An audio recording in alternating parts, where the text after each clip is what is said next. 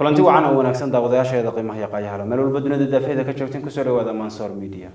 waa barnaamijkeeni waaya arag iyo falanqaynta siyaasadda waxa la badan kugu soo gudbin jirnay marba barnaamijka taagan ee xasaasiga ee markaa u baahan in wax laga yiraahdo dabcan barnaamijka aan maanta taydin wadna waxa ugu casuuman ama qaybiga la noqon doona rogcadaaya waaweyn oo in badan qayb ka mid ah warbaahin siyaasiyiin iyo waliba dad in badan arrimaha bulshada boos weyn ku soo lahaa mawduucan maanta ku soo qaadan doona ee barnaamijkeena qayb naga noqon doona wuxuu noqon doona xasaasiga yar ee ka taagan xamar waa iska horimaadka shacabka iyo dawladda shacab weynaha degan dhulka dawladda iyo dawladda oo taagan xilligeedii baa la gaaray oo waxaan u baahanahay dhulkii ay dawladdu lahayd arrinta yar ee xasaasiga ee xamar ka taagan ayaanu maanta falanqayn doonaa waxaase qaybiga la noqon doona halkan haddaan kasoo bilaabo Sakariye Maxamed waa rogcada haddaad siyaasad tirahdid iyo waliba gaar ahaan arrimaha bulshada xagan kale mar kale rogcada kale hadduusan badaa weynayn waa wariye siyaad heer sare kusoo dhawaada Mansoor Media أقدرنا ما صنته. aan xagga shisha kasoo bilaabo Sakariye Maxamed waa markii ugu horeysay oo dabcan Mansoor Media aad soo horfariisatay ama kulankan oo kale taan iskaga hornimaano bal horta soo dhawow marka ugu horeysa waa ma santahay Abdul Yusuf waa ku dhawahay Mansoor Media waan ku faraxsanahay inaan maanta ka soo muuqdo Mansoor Media anigoo marti ku ah saaxiibkay Abdul Yusuf wareysan doono aad bi sharaf iyo karaama ii tahay waad ma santahay Allah ku sharfo mar kale ayaan ku leeyahay siya عبدالله ما صنته أذيك يا منصور ميديا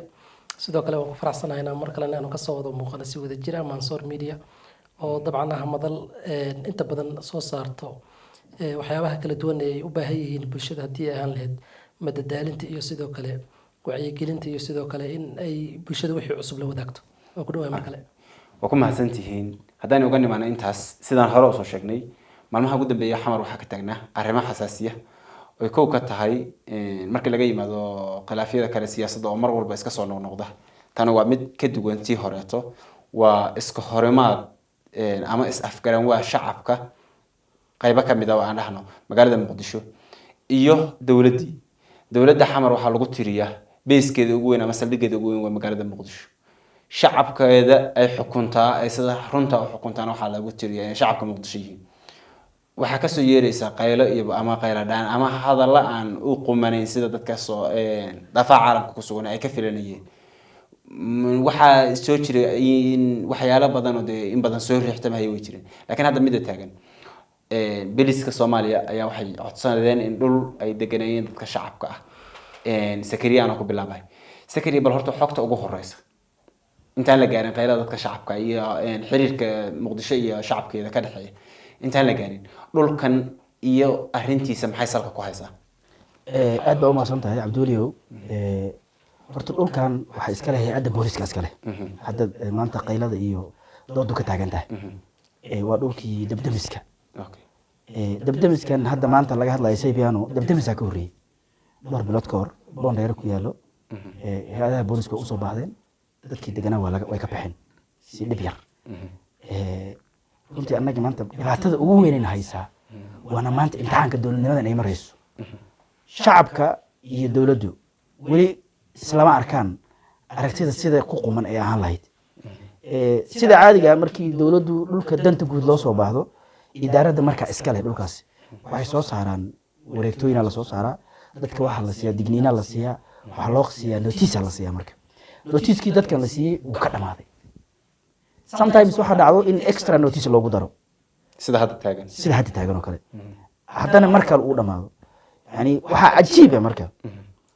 dhulka Soomaaliya markii dawladnimada laga hadlayo dhulka danta guud sida barnaamijka danta guud burburkii kadib kaliya magaalada Muqdisho maaha dhamaan daafaha Soomaaliya oo dhan waa la wada degay laakiin maanta halka dawladda ay gacanta ku hayso oo dawladnimada ay ka dhaqdhaqaaqayso oo maanta madaxa kaliya waa Muqdisho iyo hareeraheeda haddii marka dawladdii way u soo baahan kartaa khaasatan maanta dabdamiska baahida loo qabo ma dheereen darada ahayd 10 maalin ka hor waxaan xasuusanaa masiibadii suuq bakaaraha ka dhacday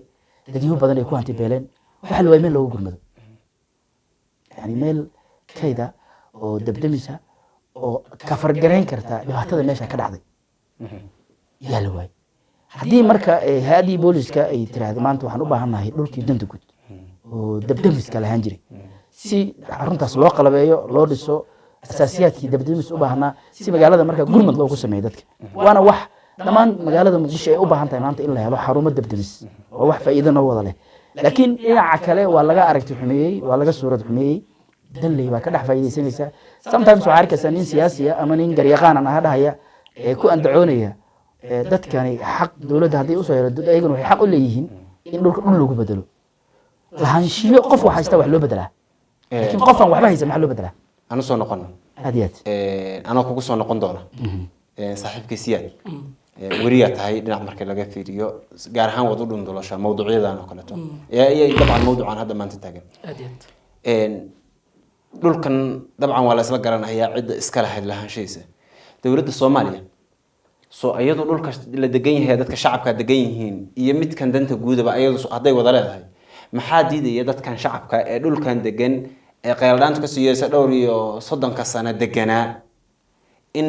loo sharciyeeyo oo booliska loo bedelo maadaama ay meel yar oo kooban ay tahay ee boolisku ay meesha ay u baahan yihiin ay in kooban ay tahay arla aad u ballaaranaysaneen in inta dadkan loo sharciyeeyo loo gudbiyo si sifa sharciye loo mariyo maadaama shabca dawladdu mar walba ay bixiso dhulalka kan inta la sharciyeeyo oo title deed loo yeelo dadkan sifa sharciye loo siiyo in loo bedelo meel kale maxaa diiday dabcan waxaan isleeyahay waxaa xoogaa isku yara qasan ama isku lifaaqan meeshii ay dowladda lahaan jirtay oo ah halka hadda ay rabto dowladda inay mar kale dib ula wareegto ah dabdamiska iyo dadkan degani in xoogaa siyaasad ahaan la yar siyaasaday u yara muuqataa haddii la rabo dowladda inay hesho meel ay ka furato xarun noocaas oo kale ama dabdamiskaas oo kale haddii lacala gurmad loo baahdo kale sida dabkii maalin dhawed ka kacay magaalada oo kale oo inta badan dad badan oo ganacsata ay saameyn ka soo gaartay waxa ay sameyn kartaa waan isleeyahay goobo aanan ahayn goobahaasi isku haysadka uu ka jiro maxaa yeelay dowladda xilliga ay u baahan tahay iyo xilliga la rabo dadkan inay ka guuraan waxooga waxaad moodaa inay isku soo yara beegmeen marka waxaa habboonaan lahayd baan isleeyahay in dowladdu ay meel kale raadiso bacdama dadkan ay yihiin dad maata ah caruurihii iyo haweenkii iyo dumarkii ay meesha degan yihiin muddo dheerna ay deganaayeen waxa ay noqonaysaa mid kilis ku ah in si dhaqsi ah xitaa haddii laga guurayo waxay u baahan tahay waqti dheer bay u baahan tahay marka dowladdu waxay la habbooneed baan isleeyahay waxoogaa inaanay yara haleelin oo ay meel kale raadiso kale ama xal kale ay raadiso meel kaloo meeshan looga bedelayo ilaa inta ay dadkii kasoo guuri karayaan ama dadkii ay uga diyaar garoobi karayaan waayo dee gaari korkiisa garkuma go'day Soomaalidu tiraahdaa hawshii maadaama si degdeg ahna loogu baahan yahay dadkiina ay muddo dheer deganaayeen waxaad moodaa waxoogaa inay yara kilis ka muuqdo mahadsan tahay siyaad waxaan ku soo noqonayaa Sakariya waxa hore uga soo sheekaysay dhulkan horta cid iska lahayd sida dawladdu sidaan wada ogsoonahayna waa xarumo dawladeed xamar dhulal badan oo dawladeed ay ku jiraan bal waxaa jirta goobo dhisnaa oo dawladdu ay lahayd ama ay lahaayeen safaarado kaleeto oo la degan yahay muxuu uga duwan yahay dhulkan sida qaaska loogu tagadgaraysanaya wuxuu uga duwan yahay marka si loo eego haddii aan la siyaasadayn dhulkani hay-addi leeda usoo baahatay sidaan ku bilaabayba waxaa jiray dhul kale oo isla hay-adda booliska ee leedo dabdamiska ahaa oo degmada Boondheer ku yaal hay-addu way usoo baahatay way codsatay dadkii notiisa lisay way ka guureen kanina si loo kaabo kan iyo kaan la iskugu xiro iyo haddana loogu soo baahday laakiin annaga mushkiladan haysaa waxay tahay maanta marka qofka dhulka dowladda markay dhul usoo baahato waxaa ugu horeeya oo dadka loo sheegaya waxay tahay way iibinaysaa way kareynaysaa sharikad baa la siinayaa shisheeyaa la siinayaa ganacsataa la siinayaa saaxiib siyaasi baa la siinayaa yani mushkiladaan haystay qayb ka tahay dabcan waana xaqiiqa dhaba way dhacday mararka qaarkood realitiga lama dafiri karo laakiin kan hadda markii loo fiiriyo muhiimadda uu leeyahay haddii hay-addii booliska ay tiri innagaa iska leh waana rabnaa baahidaasaan lagu qabanayaa dabdamiska dib loogu soo meesha loogu qalabaynayaa runtii waa maslaxad annagoo dadka marka magaalada ku nool oo dhan badan u eh waana waxyaalaha keenaya maanta in dowladdu ay dhulkeeda usoo baahato waa dowladnimadii baahaysa kaabayaashii dowladnimada soo noolaanaya maanta meesha aan taagana markii dib loo noqdo 15 sano ka hor xataa riyooyinka maanta dowladnimada aan leenahay maana lahayn laakiin fursadii iyo dadkii la isuma arko waxa ugu daran meesha ka ganacsanayeen waa niman la yiraahdo gadisli siyaasadeed waana dadka dalka dhibka ku haya yani maanta hadii la yiraahdo dadkaasi si kale loo dhigo waliba intaanad ku soo ceeshteen ka baxa hadii la yiri ay ku adkaysteen dowladdina ay leedahay waa u baahannahay caqabadda meesha ugu weyn oo ka dhalan kartaa waxay tahay waan rabaa iyo kuma siinayo gacanqaada meesha ka dhalan kara runtii maalin dhaweyti dowladdu xilkasnimay muujisay wadiiqadii maalinta sabtida loo ballansanaa dib baa loo dhigay sida caadiga oo la iska wada ogyahay oo nidaamka dowligaani ama ha dhawaato ama ha dheeraato dhulkaasi danta guud dadku way ka wada bixi doonaan ama ka ha ahaado ama kuwa kale ha ahaado hay-adihii u baahnaa kulli way kusoo noqon doonaan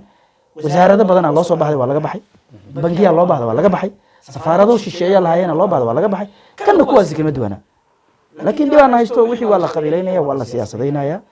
annaga inaan adoo ku wadatid laftirkeeda aad iyo aad shacabka degani waa shacabkii Soomaaliyeed waa sax waa dadkii weliba deegaankan markii la yiraahdo xamar wax ku lahaa oo deganaa sax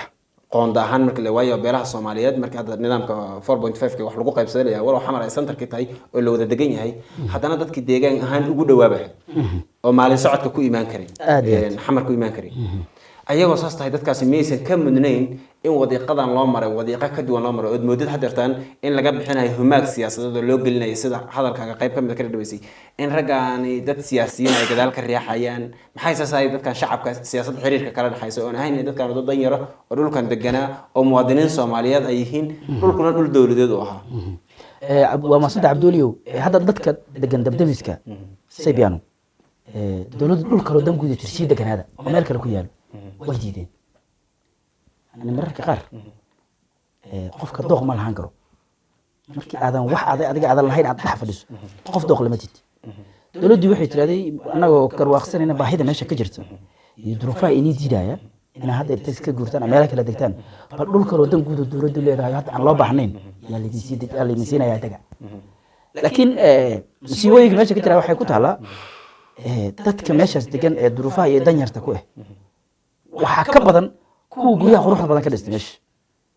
meeshaasi maanta xaafadaasi hadda caymiska maxalada Saybiano ee dabdamiska lahaa daarada booliska leed rag baa dabaqay ka dhistay rag baa guriyeen vilooyin ka dhistay ninkii villa dhisan karaa maxaa u geynay inuu dhul dan guud dhisto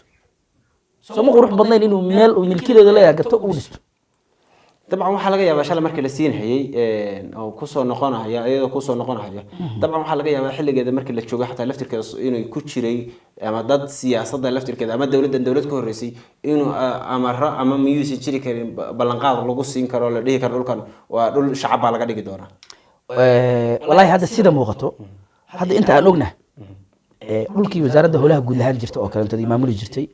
dhulkaas magaalada hadda caasimad markii la joogo waa laba nooc واحد دميال إلى شبالة لوكال قاضي الشبالة هو كان قبل كبنادر ومامورو الدولة هوسة دميال هو كان وزارة هولها جود أي ماموشوا هذا لو كان حجر دونا لو كان وزارة هولها جود هوسة تجايا مدام هي أدي بوليس كوزارة أمريكا إلى هذا لو كان سيريس بنام مجالات كويا لا أما جودها صومالي كويا له مركان نومانو لا أصلا عورت وكلا بحا هاي شيء حديبة أي دولة نمدو أي نلا هذا هاي حديب لو كان الشخص كأول هذا الدولة أصابته حق waxaad kugu leedahay inay meel kugu badasho marna adiga waxa xaq u yeelanaysaa inaad tiraahdo aniga qiimaha aan doonahay la iga siisto laakiin kan maanta inta waa ka duwan yahay waa dhulkii danta guud dawladana iskale aan kugu soo noqdo siyad ban siinay waa ma siyad Cabduli saaxiibkeena xogaa waa kaga yaraad ka duwanahay Soomaaliya saad ogtiinba dawlad awood leh oo dadka maxaan ku yiraahdaa si cadaalad ah ugu wada adeegaysa kama jirto waa meel xaaladeedu ay iska qasan tahay oo aan aad isu halin kareynin waxaan ognahay meelo badan oo sidaas oo kale si lamid ah inta la yiri waa dan guud oo dawladda iskale ka guuray inta la yiri in shakhsiyaad lacag haysto ama ganacsato ah in loo xireeyo safaarada gaar ah in la siiyay iyadoo dana gaar ah oo ay ka raadinayaan dadkaasi siyaasiyiinta ah marka shacabku waxa ay dareemayaan kalsooni xumo ah haddii dhulkoodii ama meelihii ay deganayeen muddada intaasi dheer ay deganayeen haddii ay noqoto inay wareejiyaan kalsooni kuma qabaan dawladda waana wax laga arkayo dhowr mar hore u dhacday taasaana keeni karaysa shacabka meel ay degan yihiin in la yiraahdo ka guura kadibna ay iyagu isku adkeeyaan marka maadaama aanay kalsooni ku qabin oo dawladdu dadka shakhsiyaadka horboodaya ama dawladdu gacanta ku hay iska yihiin kuwa interest ama danahooda gaarka ah inta badan diiradda ku saaro aan nidaamka cadaaladda ah aan aad u tixgelinin kalsooni darro haysa keenaysa in shacabku ay meesha isku dhajiyaan waana si jirta horena inuu dhacday oo aad ku dad nidaamka dawliga marka hadda loo fiiriyo ee Soomaaliya ka jiray wuu soo kabanayaa baa la yiraahdaa weli si toos ah dawladnimo buuxda oo geyga Soomaaliyeed oo dhan wada hanataa kuma jirto maadaama aysan jirin xamarna ay tahay halkii buddhiga u ahayd dowladnimada Soomaaliya ama dowladda federaalka Soomaaliya goobta sida qaaska ay ugu madax bannaan tahay xukunkeeda ay tahay humaag nooca ayaa ka bixinaysa nidaamkii dowladnimada ee ahayd waliba kaambeynka xukuumadda hadda joogta Xasan Sheekh ahayd Soomaaliya heshiisa dunidana la heshiisa والله arrinkani hadii ay noqoto sida hadda ku muuqato waxay u eg tahay mid ay foodo ka dhalan karto isla markaana gacan qaad horseedi karaya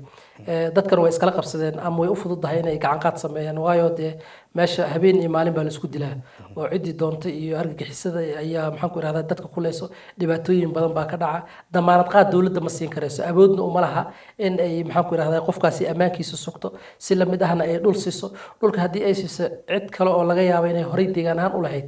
ayaaba intay soo degtay dhihi karaysaa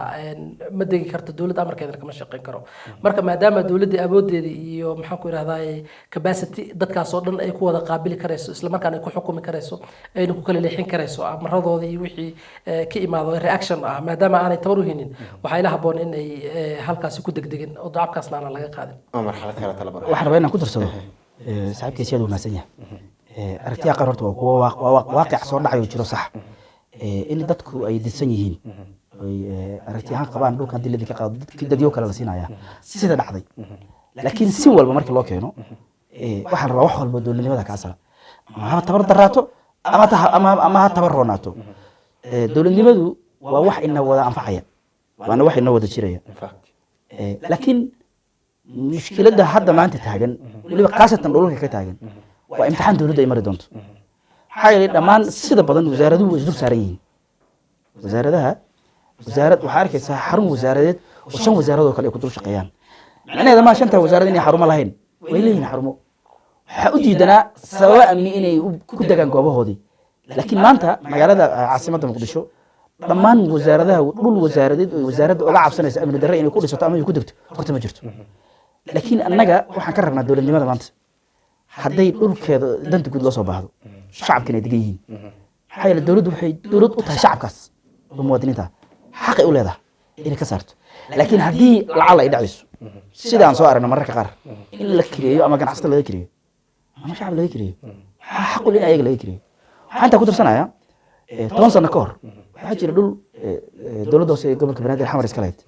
way ka maarantay waa la sharciyey xaafad qurux badan oo galmudug laga dhis ex control يعني dhulka hadii laga maarmo sifa loo maraa hadii aan laga maarmin sifa kale lagu soo naqsadaa jirta halka gaada barisid maxaa diidahay dawladdu dhul badan sida ognahay xamar dhul badan baa oo dawladdu ay lahayd ayaa gacanta shacabka ku jira ama shacabku degan yihiin ma carabaaban hadda ma sheegin صح laakiin maxaa diidahay laftirkeeda dawladdu marba hadday baahidu imaanayso dawladnimadu wax koraya ay tahay in la laamiyo dhulka dawladeed oo dhan in la baneeyo si sifa shadka shacabka ay kalsooni ugu gasho in dawladdu dhulkeeda u baahan tahay dhulkan uu dhul dawladeed yahay ni waa maasan tahay sida muuqata hadda marka loo fiiriyo oo xataa laga soo tago dhulka danta guud waxa laga soo tago magaalada hadda caasimada ayada waxay u baahan tahay dib u habeyn kale laakiin maanta dhibaatada taagan iyo duruufaha dhaqaale ma saamaxayso dawladdu dhulka hadda danta guud shacabka ay degan yihiin uu fara badan yahay ka kaliya kuma sina ku kastana waa loo soo baahan doonaa ilaa 4 camal jirta hadda ma rabo in carabaabo oo notice la siiyay dadka notice-ka ku joogaan already qaar baa iska sii guuraya qaar baa asadkeynaya laakiin waxa aad u fool xun in dhulkii 30 sano ku dhawaad dadka ku noolaayeen markay dawladdu u soo baahato in dawladnimada loo gafo madaxda la aflagaadeeyo yani waa asluub xumo bulshadeena haysa waxaan ka dhaxalnay burburkii dawladnimada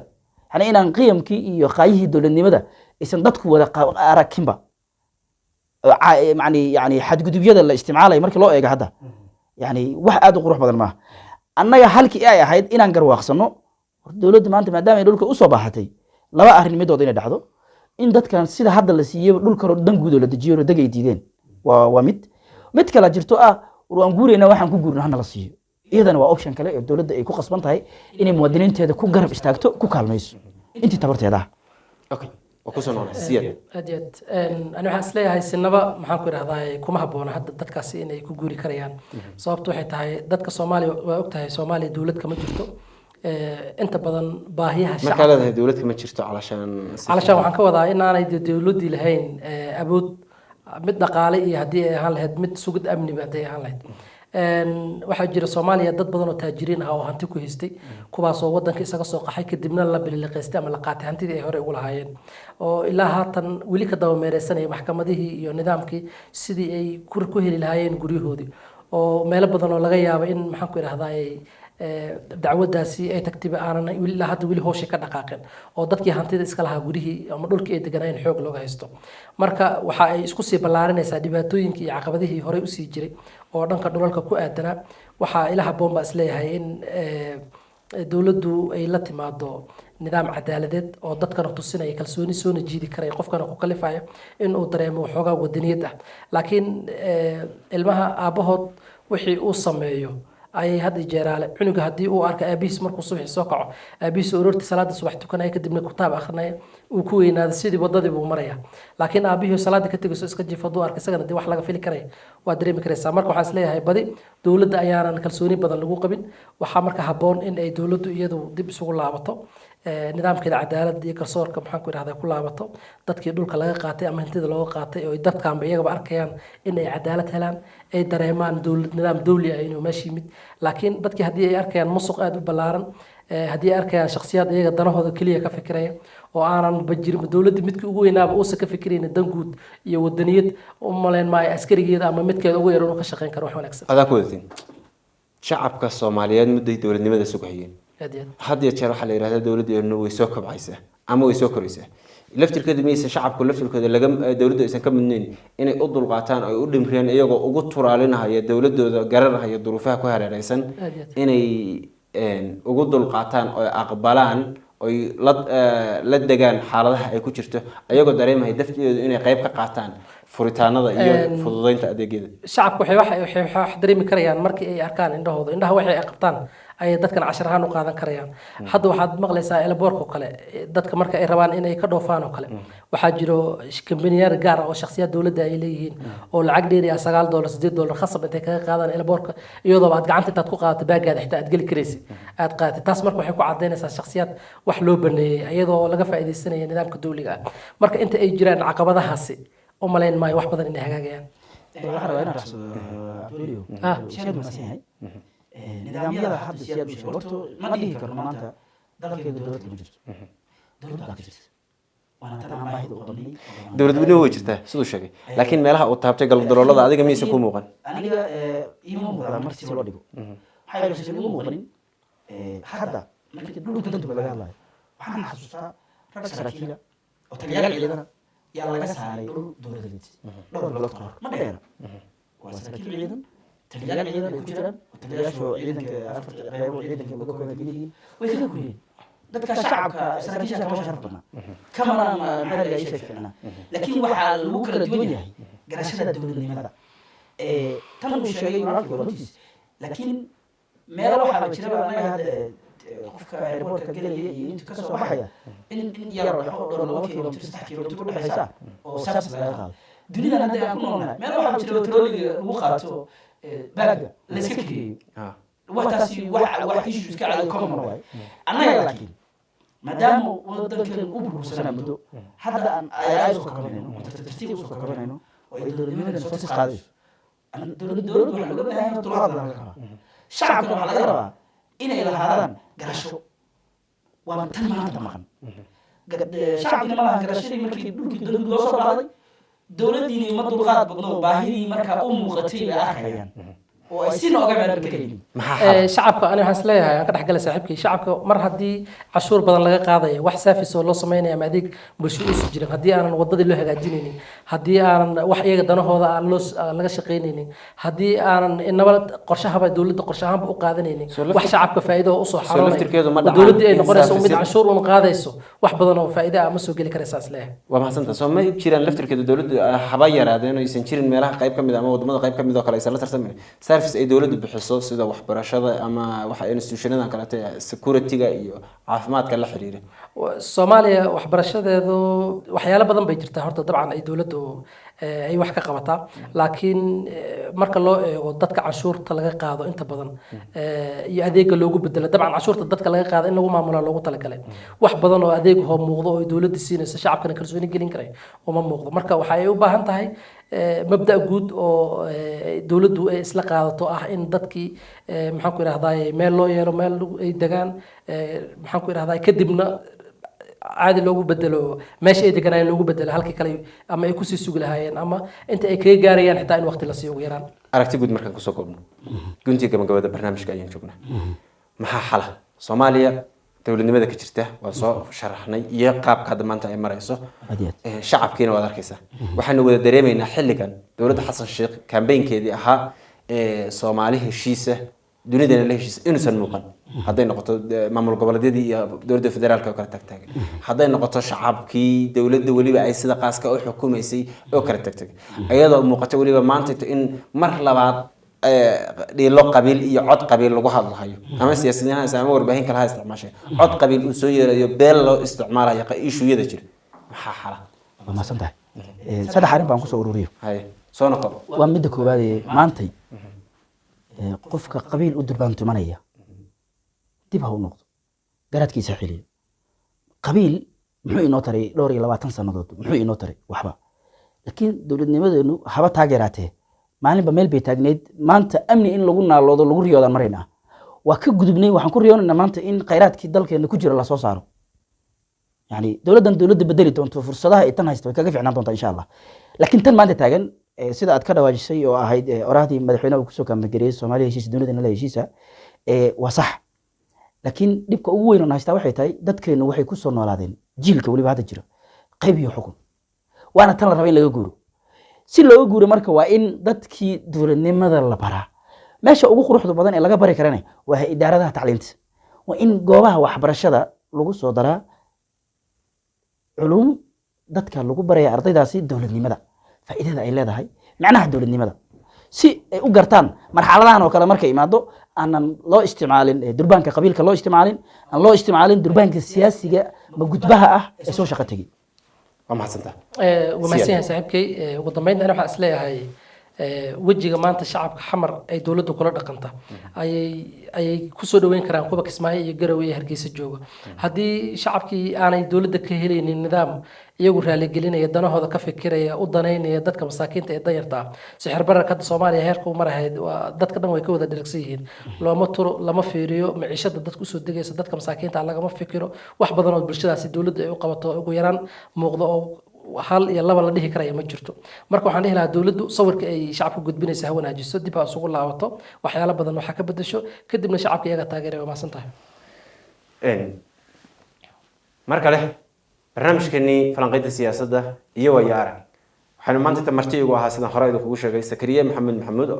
oo dhinac siyaasi ka ah dhinac kaletana adeega arrimo bulsho in badan bulshada dhexdeeda public figure kamid ah xagan siyaada heersare oo asaguna ahaa wariye oo cadaaya in badan ka soo shaqeeyay warbaahinta qaybaheeda kala duwan maanta mawduuca aan falanqaynayna waxa ahayd